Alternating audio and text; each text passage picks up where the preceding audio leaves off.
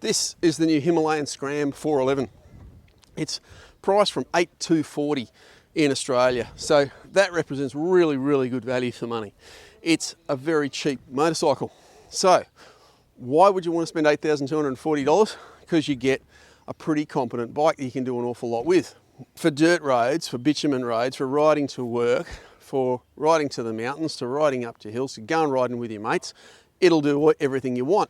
It'll also be the good basis for a modified bike, so you could start to play with it and change things around and get it to exactly where you want it without it costing you a lot of money. The riding position's very comfortable. We've been riding them for about 4 or 5 hours today, and I've finished that sort of a ride pretty fresh. We're here at Queensland Motor Park. I'm going to ride it around the tracks a little bit and see how it goes.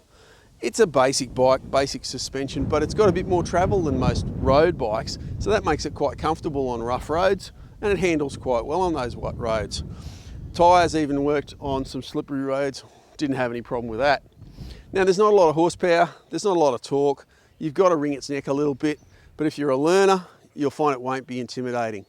It's very light, so it's very easy to throw around, and that gives you a lot of confidence.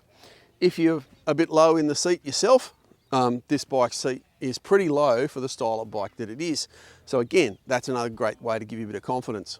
It's got a few nice things, like it's got rubber inserts in those foot pegs, so you can pull those rubber inserts out, and then it's got off-road pegs to give you a bit more grip on those. The brakes aren't terrible, they're not fantastic, they're not terrible. It's got ABS as standard. It's got the tripper navigation up here as standard. So overall, it's not a bad thing. Quite enjoyed riding it. It's a nice fun bike to have around, and there's a whole bunch of different colours around.